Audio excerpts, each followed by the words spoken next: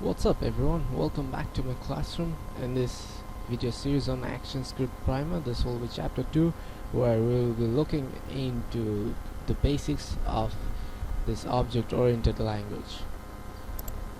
So what is actually Actionscript? It is an object-oriented programming language mostly used to build Flash content and developed by Adobe. We'll be using Actionscript 3.0. We can actually create presentations, games, toys, experiments, even websites. And if you become a advanced ActionScript programmer, you can actually draw programmatically. That is quite exciting. And ActionScript has quite many features similar to Ajax or JavaScript. But we need to remember that Ajax is quite a new technology and it's still developing. Although ActionScript is quite mature, it also relies on the DOM or document object model technology. We'll be looking more into it into later chapters. So first, let's move on to the basics. In this chapter, we'll be mostly emphasizing on variables, constants, scopes, operators, conditional statements, loops, and comments. If you're new to this language or if you are new to this programming world, then don't worry, I'll be explaining most of this. And if you're not new, if you have a programming background, you'll enjoy this. So let's move on. So what is a variable? A variable is nothing more than a container or a storage system where you store a given value defined by yourself, or you can actually take an user input and store it inside a variable. It is quite easy to use that variable later into the program rather than typing those values more often. We need to remember that variables are temporary storage systems. They can contain string of characters, numbers, and any other values. Variables are actually called objects when the program is running, and as because the ActionScript is an object-oriented language, we'll be mostly using classes, and inside a class a variable is called a property and a function is called a method. I'll be referring to it later into this chapter, so remember that a variable is called a property and a function is called a method. You can actually use underscores, numbers, letters inside a variable. To declare a variable, we need to first write in our editor var, the name of the variable, and then assign it a data type. The data type is important because the compiler needs to understand what sort of data are you referring to.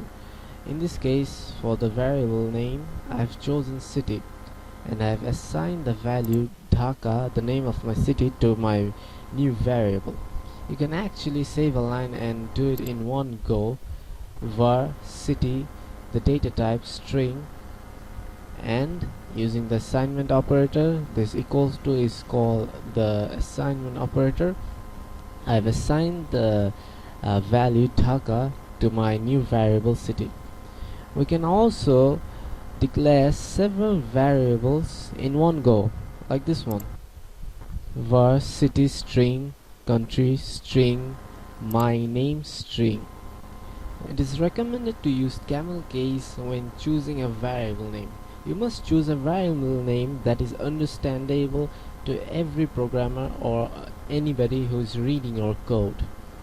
You must remember that your variable name should be self-explanatory.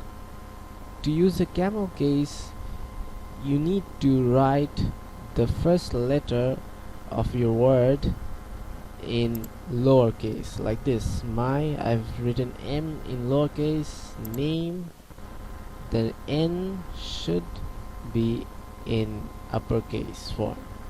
So this actually makes it more understandable than writing my name in all lowercase letters. A constant is a special kind of variable.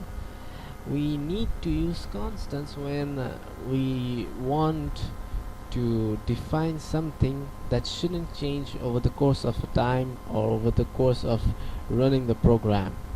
Like we want the boiling point of water or the melting point of water to stay the same over the course of the program when it's executing. A boiling point usually don't change. If we want to change it, it should be a variable, not a constant, obviously. And if we want to change the constant later in our program, it will produce a compile time error. I would rather suggest, or at least recommend you to use capital letters when naming your constants, because this is nothing more than a convention used by programmers. A constant needs to be declared at the beginning of a class or in the constructor of a class. We'll be looking into the constructor later into the later chapters. To declare a constant, we first, like declaring a variable, need to write const, the name of the constant, colon, and the data type. In this case, it will be a number that I've chosen, and I've assigned 7, the number of days in a week, to this constant days, because I don't want to change it over the period of the code execution. So what is actually a literal? A literal is something, a value that is explicitly included in the code when it's compiled. I mean, you can see from examples, like a literal is something, a regular expression, an XML element, like you might be using an XML in your code or in your Actionscript code, an array, an empty value. I mean, void, undefined, or null aren't actually values. Some programmers or experts argue that void, undefined, null aren't values. There's something that is empty, completely empty. But people mistakenly say that void can also mean 0. 0, you need to remember that it's a value. 0 can't be void, undefined, or null. Whatever. Strings, like using double quote or single quotes, can be a literal. Boolean values, true or false, numbers of type int or uint, can be literals. I would actually recommend that you shouldn't use literals very often, because literals like this, the regular expression in here, is hard to track when a program needs to be debugged. We need to use literals very cautiously. As I've mentioned, they can be a real problem when we need to do debugging, because a single regular expression like this, /href equals to a $, can be a problem when we are actually debugging our programs. A huge script can fail just because of this regular expression. So we need to use them very cautiously. Now let's start with an important feature in every programming language, especially which are object oriented. Access controls are very important when we are creating our classes, our variables, or methods, or properties. Access controls are keywords or attributes that are written before a property or a variable or a method or class function. There are 4 types of access control attributes or keywords. First, the public, the private. These two are common in every object-oriented programming language. The internal is quite new in this Actionscript programming language. Then there is this protected keyword. To use the access control keyword or the attribute, we need to assign it at the very first of any method or property. You need to remember that very carefully. In this example, I've used the private keyword and the public keyword. I've used the private keyword before the variable name, which I've assigned a value, Nafis, which is my name, to this new variable. I've also used the public keyword before this class name anything. So let's see what this private, public and internal protected keywords are. Public, when we are referring to public, we are actually saying that this class can be accessed from anywhere using any code in our script or in the script in our packages. But when we are saying private, the scope or the variable, this variable private, can only be accessed inside that class in which we have defined it. I haven't actually shown the class, but we need to define this inside a class. No other class or no other class inside in the same package can access this variable name. Only that class can have access to this variable. The internal is quite tricky to understand, but it's easy. It's neither public nor private, but when we actually use this keyword before any method or property, that method or property can be accessed from anywhere inside a certain package. A package can contain several classes, and a class can access a variable or a method from another class that has this internal keyword. If I had used protected, the keyword protected before this variable name, then this variable could only be accessed by the child or subclasses of the class that it is residing into, which means that a class that is inheriting or extending from a parent class can access the variable with this protected keyword. We'll be looking more into further examples as we proceed further. So now let's discuss about scopes. Every variable and function in Actionscript actually exists in specified scopes. There are two sort of scopes or two types of scope. One is the global scope and the other is the local scope. I'd recommend you to use variables and functions in local scopes mostly, because a global scope usage may harm your variables or functions. There may be a security concern. Whatever, let's move into this discussion. Any code that is retained or defined outside a class or a function will be regarded in the global scope, which means it can be accessed, it is actually available from anywhere in the script or in the package. But inside a local scope, the object or the variable which is inside a class or a function can only be accessed within that specified territory. A scope is nothing more than a boundary. It defines a boundary. A global scope means there is no boundary. A local scope means there is a specified boundary, like a variable defined inside a function will have a specific scope.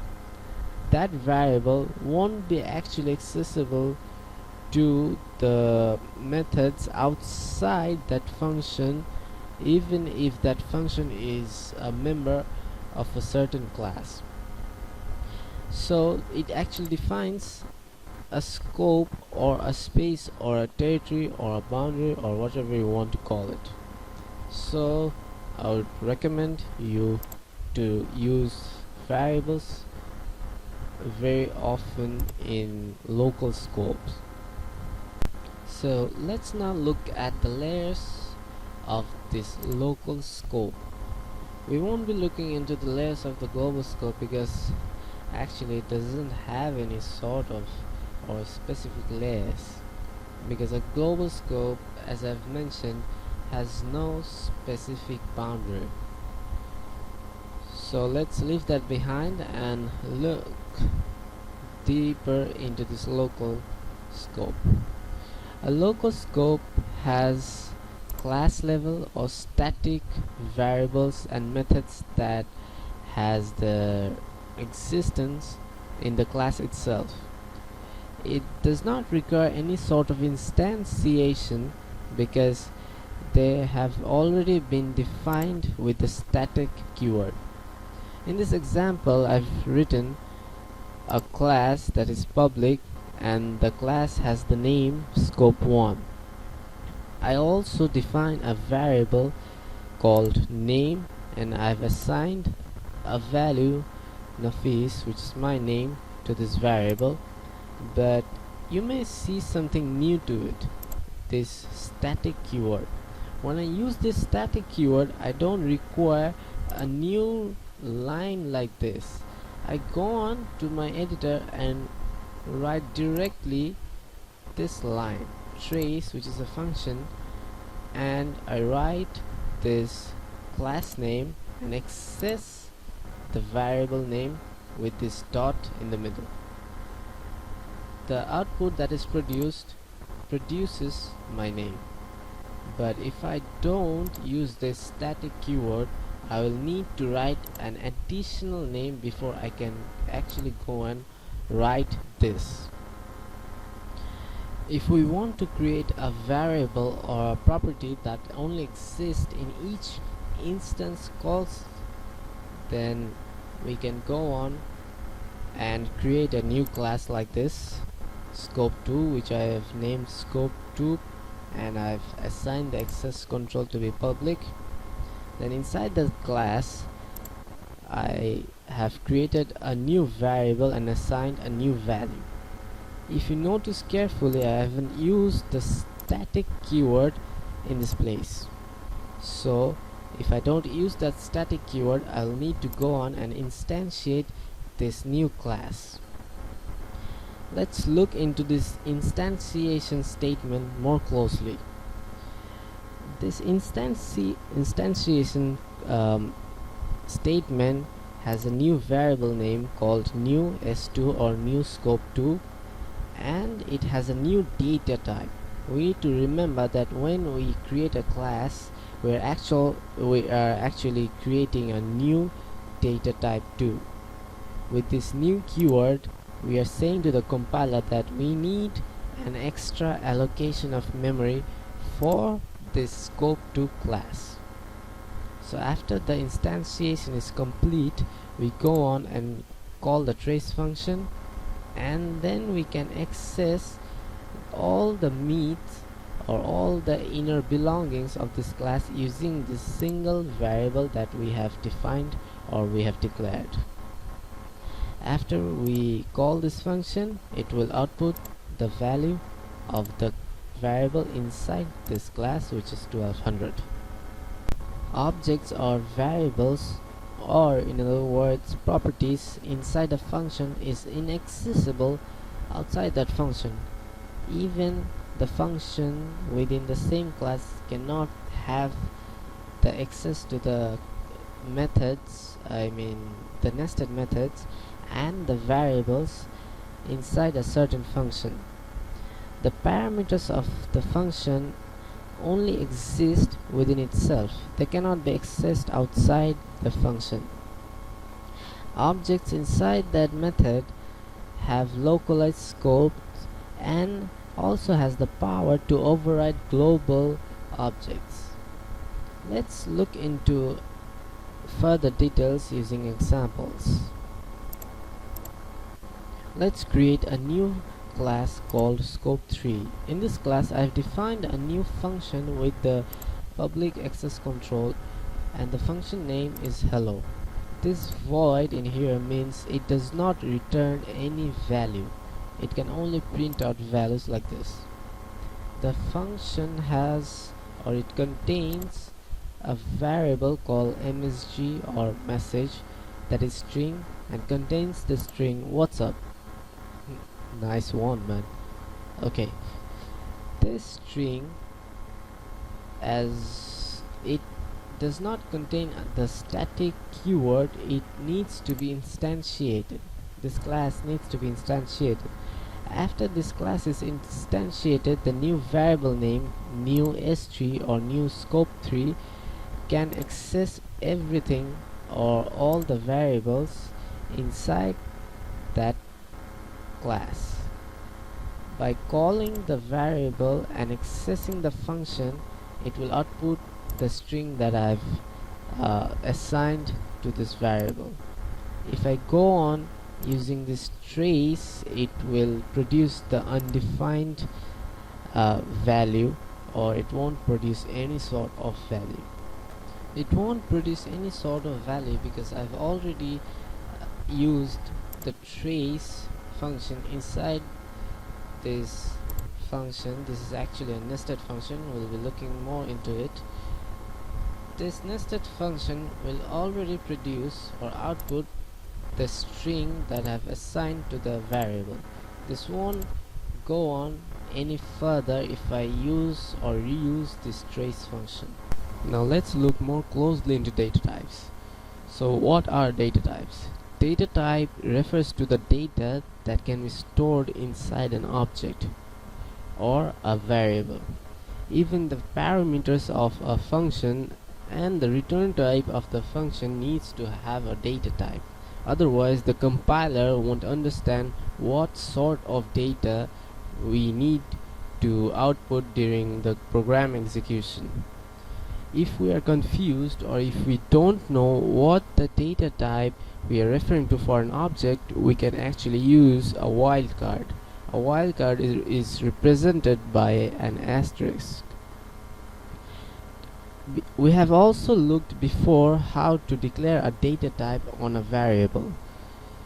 To declare a data type on a variable, we first need to write the name or the identifier of the variable. We first need to choose the name and use the colon operator and declare what sort of data we are going to put in this variable, or we are going to store in this variable. If we go on and reassign 22 to this variable x, then it won't produce a problem. If we go again and reassign 33 minus 33 and a negative integer to this variable x, it won't produce a problem. And similarly, if we reassign this decimal number to this variable x, it won't produce a problem because we are assuming that we have declared number to this variable's data type. But if we go on and try to assign this string cat to this variable, it will produce a problem to the compiler, because the compiler knows that we are only going to assign numbers or integers or decimals to this variable, but it doesn't know that we are going to assign a string to this variable, so it will produce an error or compile time error. Even we need to assign this dog string to this variable, then the compiler will throw an error similarly. To assign a wildcard data type to this variable unknown, I have used a new name unknown to this variable. We use the colon operator similarly, and after that we use the asterisk or the wildcard and say to the compiler, Mr. Compiler, we actually don't know the type of the data, so just assume anything for this variable, and we can assign strings, numbers, anything that we want to this variable. Let's now look into operators. Operators are very important in every programming language. Either they can be arithmetic operators or comparison operators. They're really important. So what are operators? Operators are built-in commands for operating on one or more values, like this arithmetic operator, which needs two operands to operate, like 2 plus 2 will evaluate to 4. There are three types of operators. First, the unary operator. The unary operator requires single argument to operate, like this decrement operator, and there is another operator called increment, which adds 1 to a given value or a variable. We'll be talking about it in a moment. Then there is the second binary operator. This binary operator requires two arguments, like this arithmetic addition operator, because you can't add 2 plus nothing and produce a result. This will produce an error. Then there is the third trinary. Trinary requires three arguments, like this conditional operator. We'll be looking into it in a moment when we go on looking into this the if then else statements. There are operator orders. Operator orders functions in a given precedence. Functional results are evaluated first after their arguments are evaluated. We'll be looking into it when we look into functions or methods in a class. Expressions that are deeply nested are evaluated first, like this arithmetic operation. First, the compiler will try to evaluate this 2 minus 3. This will produce a result of -1. Then this -1 will be added by the compiler to +6. This will be evaluated to -5, and -5 will be multiplied by 4, and this will produce the result of 20. Multiplication, division, and modulus operators are given equal weight or equal significance, and they're evaluated from left to right. We'll be looking into it into the next slide.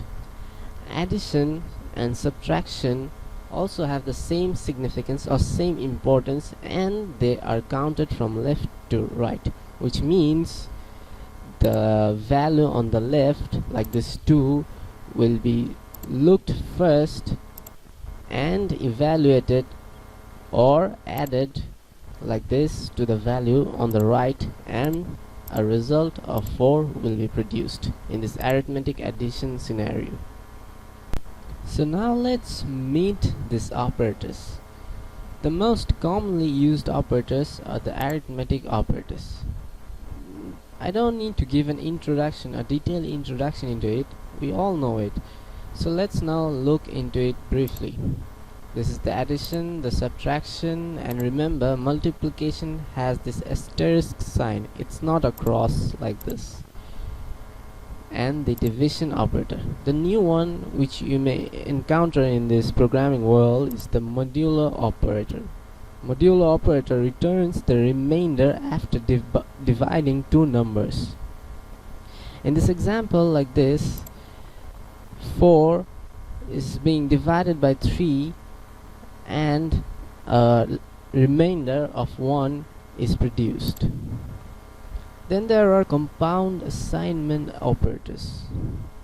The compound assignment operators perform arithmetic operation on numbers and reassign the answer that is produced after the arithmetic operation is evaluated to the variable on the left hand side, like this: x addition compound assignment 1, which is also the same thing as saying add 1 to the variable x and reassign that answer to the same variable.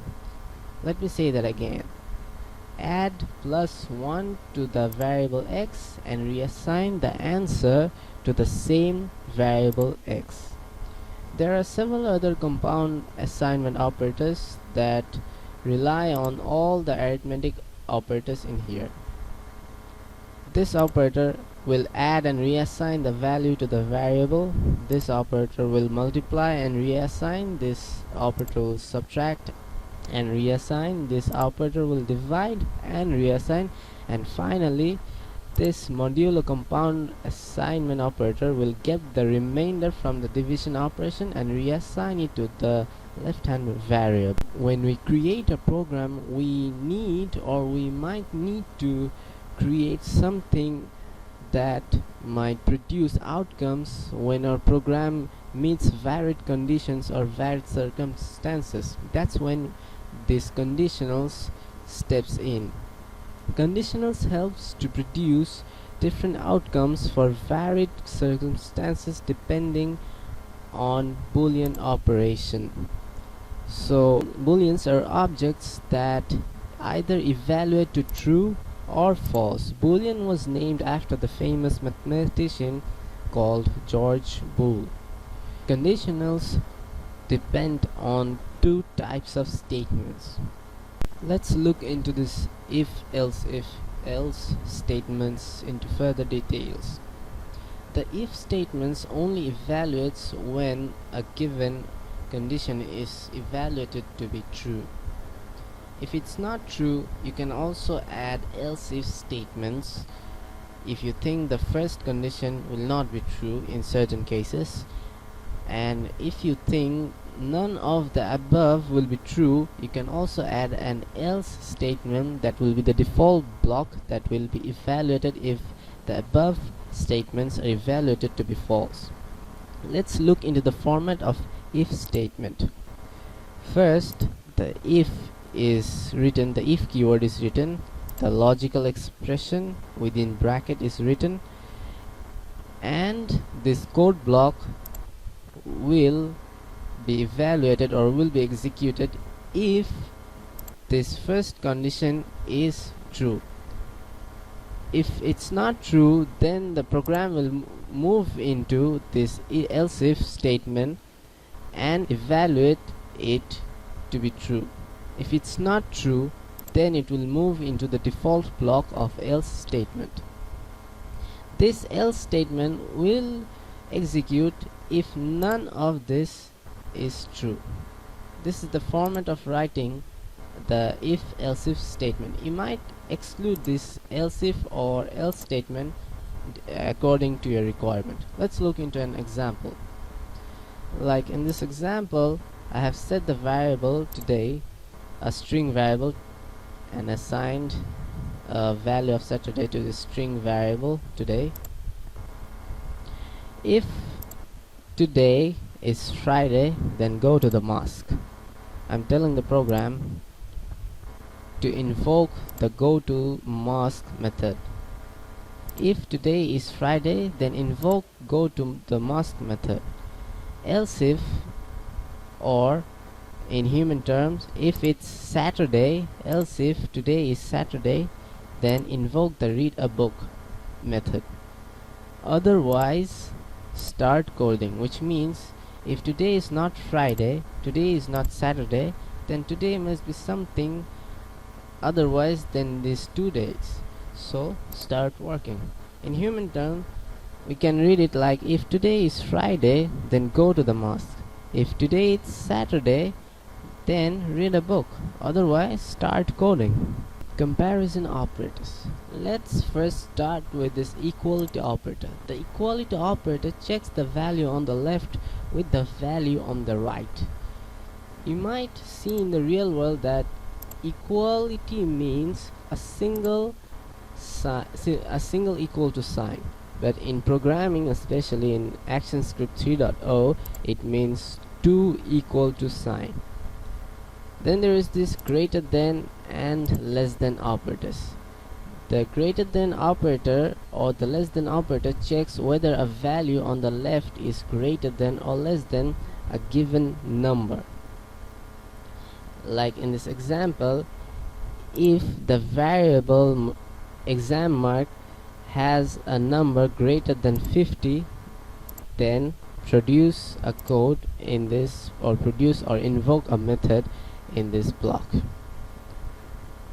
Then there is this greater than equal to and the less than equal to operators. They work similarly to this greater than and less than operators, but they have a subtle difference.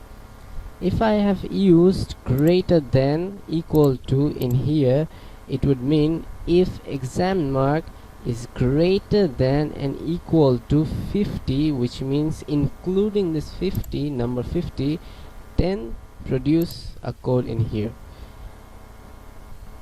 In this example, currently the compiler would actually exclude this number 50 because I've used only the greater than operator, which means if the exam mark, the variable exam mark, has a number greater than 50 and excluding 50, then produce a result. There are functions that checks whether a value, a given value or a variable is a number or not, like this isNan function. The isNan means is not a number. This will evaluate to true if only this variable today is not a number. Literally reading it, it would mean if today is not a number, then invoke the method check the day, which means if the logical expression inside is true, then the program would invoke the method check that day. Then let's move on to the null object checking. To check a null object, or if an object is null, we first write if the variable name, then the block of code that we want to execute. In this case, it means if today is not null, if the variable today has no empty value, then invoke this method check the day. It is also same as writing if today is not equals to null, then invoke the method check the day. Literally reading it, if today is not null, then check the day of the week. This is as simple as water, as people say. Then there are and or this pipe operator. This and or operators joins multiple conditions in an if statement. Let me explain these examples for your understanding. If the variable today holds the value Monday, or if the variable today holds the value Sunday, then produce or execute this block of code or invoke this start coding method. This pipe operator or operator is evaluating to be like either this first expression, this first logical expression, or this second logical expression. Either of this need to be true, not both. In the second example, we see that if today has the value, if the variable today has the value Saturday and today is sunny, then invoke this method cycling. On the other hand, if we see that the previous example showed or, either the or either means the same thing. I mean, there are two logical expressions, either of them needs to be true, but in this case both of these expressions need to be true for this block of code to execute. Then there is this not equal to operator. We have seen an example using the not equal to operator. Now let me explain it to you. The not equal to operator will actually produce the opposite of the expression. Like in this case, if today, the variable today does not have the value Friday, then invoke the method read a book. Literally reading it, if today is not Friday, then read a book. Simple as that. You can also negate an actual or the entire logical expression like this. If today equivalent to Friday, negating it using this exclamation mark, then read a book. This is the same thing as the previous one or the previous one that I explained. If today is not Friday, then read a book. This means the same thing. This is the same thing. You can choose any one of them, and there are no recommendation relying on it. Now let's focus onto this ternary conditional operator. It might be scary to think, or it might be scary or confusing at first sight, but it's really easy. This operator takes 3 operands. Remember, it takes 3 operands. That's why it's ternary. Let's look into the format.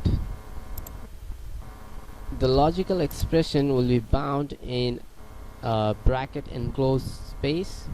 If this is true, then question mark, this block, although it's not a block, but I'll be referring it to be as a block, this will evaluate, otherwise or else this will be evaluated. Let's look into an example first. If today, or the variable today, holds the value Sunday, or the value of the variable is equal to the value Sunday, then invoke the method start coding. Else, if today is not Sunday, then invoke the method read a book. In literal terms, if today is Sunday, then start writing codes, but if today is not Sunday, then read a book. This is same as saying in the if statements. If today is Sunday, then invoke the method start coding. Else, if today is not Sunday, which means if the first block is false, then invoke the method read a book. We can actually assign the entire statement to a variable in like this. I'll be explaining it using this variable what to do. I've named this variable what to do. I haven't used the other keywords like var or assigning it data type. Will be assuming that it's done. So if today is Sunday again, then invoke the method start coding, and after it's invoked, assign this method to this variable if this first logical expression is true. If the first logical expression is not true, then invoke this method read a book and assign it to this variable what to do. This is also like saying if today, in the same similar fashion like this. If today is Sunday, then start coding and assigning it to this variable. This is the additional task that we are doing. Else, if it's not Sunday, then assign this method read a book to this what to do method, or I mean what to do variable. Let's have a look into another example, a variable today. If today, this logical expression today is not null, then assign the default value today to this variable today. This today will hold a value which will be assigned to this variable today, or you may name it something else like today 2. If this variable today is proved to be null, then assign this string Saturday to this variable today. This is literally like saying if variable today is not null, then set the default value which will be stored in this variable. Set the default value, otherwise set the string Saturday to it. Finally, the switch case default statement is nothing more than a giant block of if-else statement. This switch case default statement actually looks into several possible outcomes and matches it to a single expression. If it does not find an exact match, then it produces a default value. If a match is found within the course of the program, then the program is broken using the break keyword. Let's have a closer look. Like this example, switch today case Friday invoke method go to mask and break, which means check the value of the variable today with this first case statement Friday. If the value of the variable today is found to have a match with this string Friday, then the method go to the mask is invoked and the program is broken here. If the match is not found in this first case statement, in the first cases this string expression, then the program moves into the second part of the program. This then checks the second string in this second case statement. If a match with this variable's value is found with this string, then this method is invoked and the program is broken. Then if the compiler sees none of these cases match, then it invokes or calls the default statement and invokes the method read a book. This will be set whether or not any other matches are found. This is also equivalent to writing in this manner of if else statement. If today is Friday, if this first logical expression is true, then invoke the method go to the mask. If the first block is not true, then check the second block, else if today or today is Sunday, then start coding, otherwise read a book.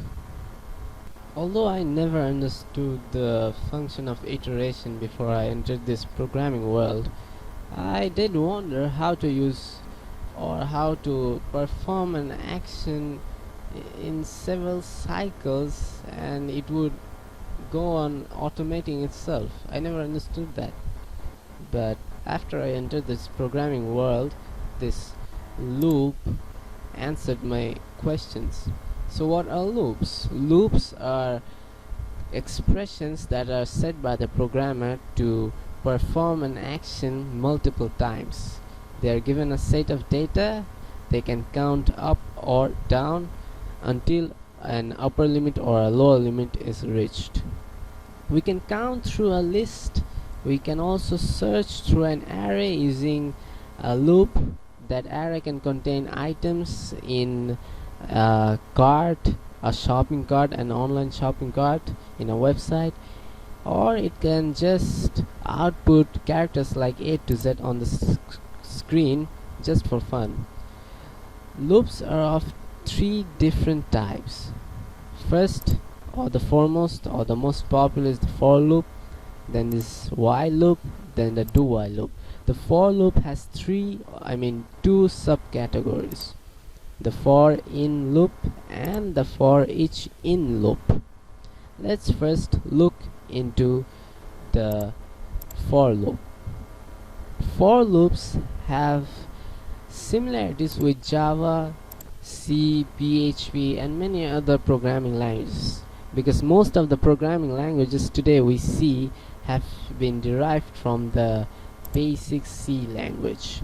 First, we need to remember that a variable defined in a for loop is explicitly available only for the loop.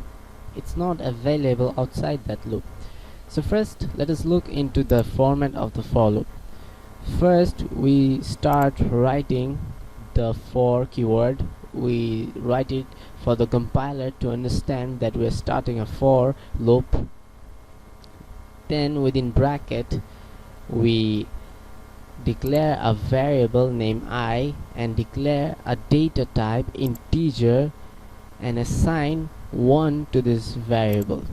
You can write any other self-explanatory variable name, but this I, which stands for index, is a conventional variable name used for for loops.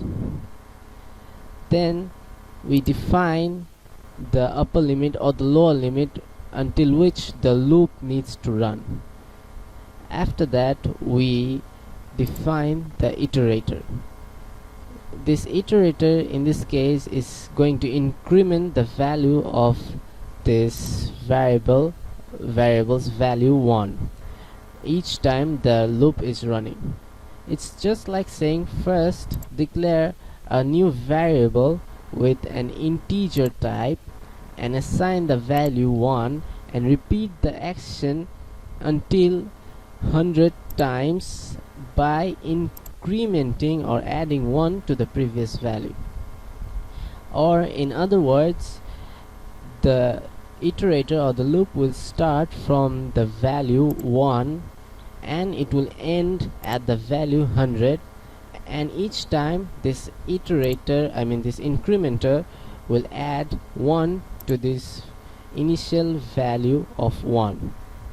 First it will go 1, then adding 1 it will go 2, then 3, then 4, then 5, like this until 100 is reached.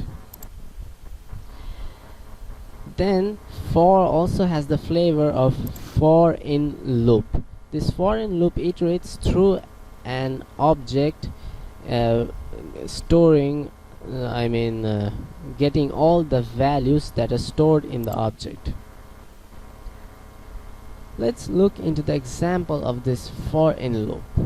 It's same as declaring the previous for loop, but the syntax inside the bracket is quite different. We first declare a variable. I'm using this variable value name and I'm declaring the data type string and search in the target object. Replace this target object name with any other name that we want. Let's look into the example of this for in loop iterator. First, I create an instance of the class object. I assign this new variable name weekdays a data type object of this class. Then I go on and assign the value Sunday, a string value Sunday, to the first object called first object inside this variable weekdays. Similarly, I go on and assign Monday, Tuesday to two other objects inside this variable weekdays. After that, I use the for in loop to iterate through all of these variables or objects. In this for loop, first I declare a variable called value, which has a string data type, and it looks into the variable objects weekdays, and then periodically it takes this first, second, third, the names, and assigns it to the new variable called value and prints it out here. In this function, you can see this variable value will be printed out here, and this addition sign means concatenation, or add this small string or this colon inside the string to this variable value, and also concatenate or add the values of these objects inside the array weekdays. This might be a little confusing at first, but it will get easier once we understand the array in chapter 9. Let's look into this example one more time. First, I create a variable called value, which has a data type string, and it looks into the array a list. This is a list. It looks into the array of list and prints it out on the screen along with the values of all these random objects that I have created. You can go in and create any other objects you want. This all of these objects are randomly created by me, so you don't need to worry that this need to be hard coded. You can choose your own name. Let's now look into this for each in iterator loop. This loop has a subtle difference in which it looks for the properties, these values, the properties, this Sunday, Monday, Tuesday, rather than the property names. These are the names, the first, the second, the third. So in this for each loop, I also called or named a new or declared a new value, I mean a variable called value, which has a data type called string, and it also looks into a target object, an array of object. I'll be using this similar instance of weekdays in this example too, but you can see the format is quite different. It uses for and each keyword before using this parenthesized values. Inside this for each loop, this is not the same as the for each loop in PHP if you're a PHP programmer, although it has quite some similarities, but it's different. So in this for each loop, I have defined one more time, I have defined a new variable, or I have declared a new variable with the data type string, and it looks into this array of list which is called weekdays and prints out all this Sunday, Monday, Tuesday in an order. It does not print out this first, second, third or the property names in here. The property names will be printed out only in this for in loop iterator, not in this for each in loop iterator. So now let's look into this while and do while loops. The while loop is quite similar to the for loop, but the for loop is considered to be more compact. Nonetheless, the while loop will iterate as long as the given condition is true. This is the format of a while loop. This is quite simple than the for loop. The while loop will only execute if the parenthesized condition is met, which means while the condition is true, then perform some action. This is quite similar to the example given in here. First, I am declaring a new variable called I and declaring a new data type to it, which is integer, and assigning a value 0 to it. Then I'm using the while loop to iterate through it until it reaches 100. While the index or this I variable is less than or equal to 100, go on and iterate and produce the result until it's 100. This is the same as the one that we have seen before for the for loop. While loops are usually useful when we need to iterate through an unknown number of iterations. We'll be looking into some of the examples in later chapters when we practice some examples live using our Flash Professional. The do while loop will check or iterate at least once before checking the condition. The do while loop has a queer way of checking a condition like as stated in its format. First, we mention the compiler that we are starting a do while loop. Then the curly braces come and form a block, and the condition is written while the condition is true. Like in this example, I have declared a variable and declared a data type number to it and assigned 1 to this new variable I. The do loop will at least iterate 1 or add 1 to this and produce 2, and then go on looking into the condition. If it sees that it can go on until 100, it will start iterating and produce 100 more results.